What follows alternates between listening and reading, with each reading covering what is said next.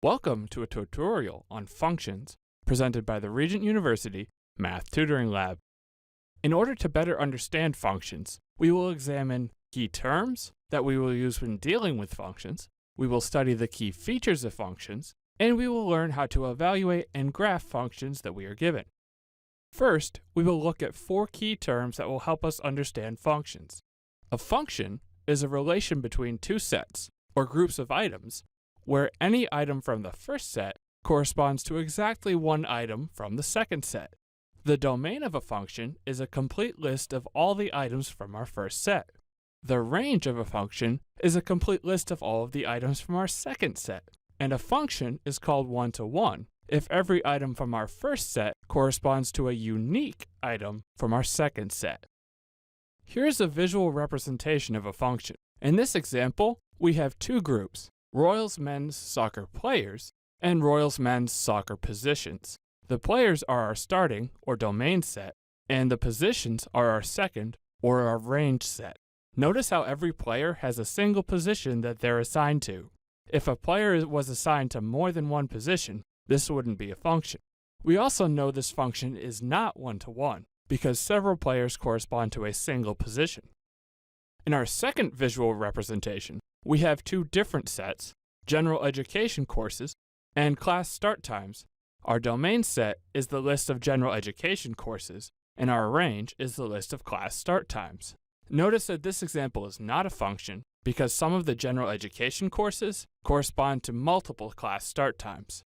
Now let's take a look at some of the key features of functions that we'll use. First, let's go over domain and range. Domain values are commonly referred to as inputs. Practically, the domain consists of all the values that can be entered into the function.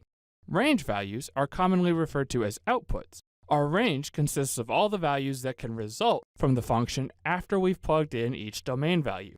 In our Royals example, the coach is the function because he assigns each team member to a position. We know that our example is a function because each player can only play one position at a time. In order to evaluate a function, we need to understand the composition of a function in general. A function consists of a variable expression that takes the values from our domain and maps them to one of our corresponding range values.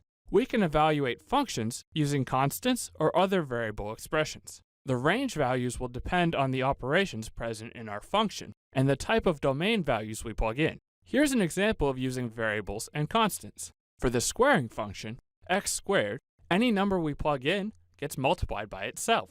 The numbers we plug in are our domain, and their squares are our range. For example, plugging in 1 gives us back 1, plugging in 2 gives us back 4, and so on. Now let's learn the process for evaluating functions. Before we can evaluate a function, we need to know what our domain set is. Sometimes there are values that we can't plug into the domain because it will give the function an undefined slope.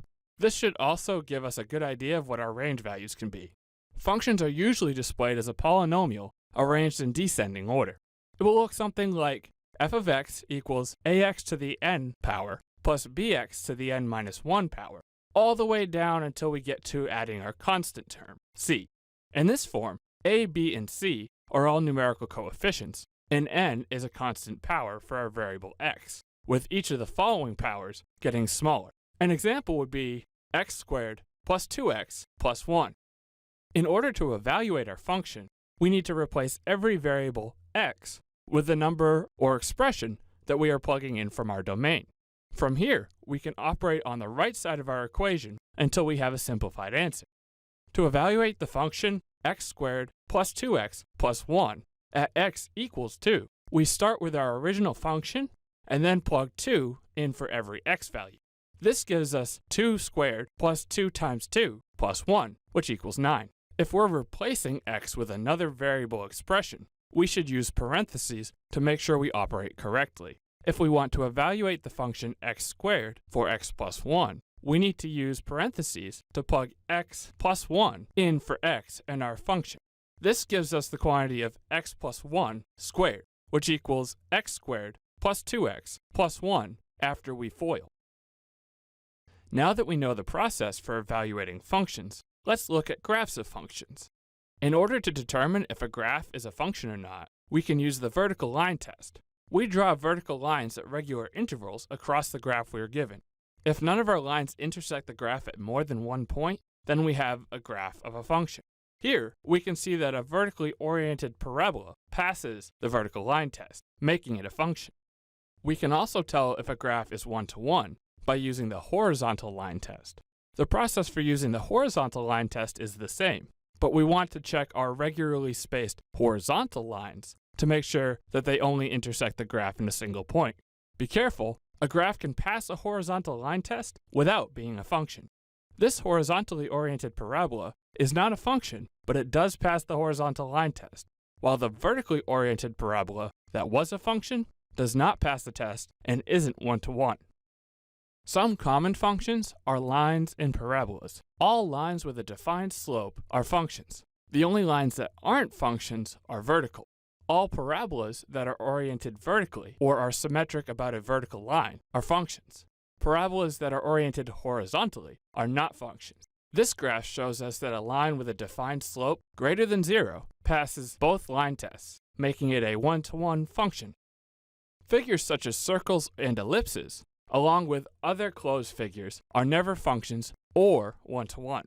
The graph of this circle passes neither line test because both of our lines intersect the graph in more than one place. Now that we know how to evaluate functions and read their graphs, let's do an example. We are given the function f of x equals x plus 1. We know this is a function because it is a line with a slope of 1. The domain of our function is all real numbers.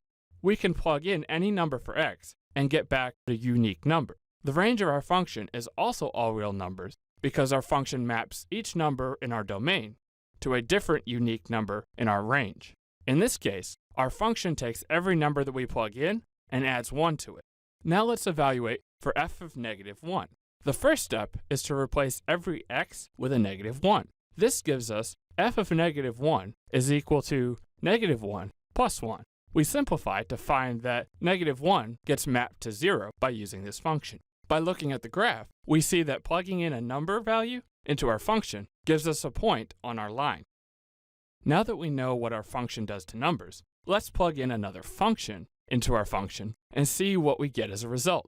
Let's evaluate our same function for g of x equals x minus 1. By replacing every x with x minus 1, we get f of x minus 1 equals x minus 1 plus 1.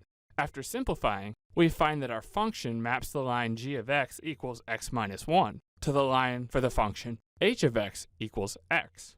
By looking at this graph, we see that plugging in another line into our function shifts our original line back down 1 unit. Thank you for taking the time to learn about functions and for making the most of your Regent experience.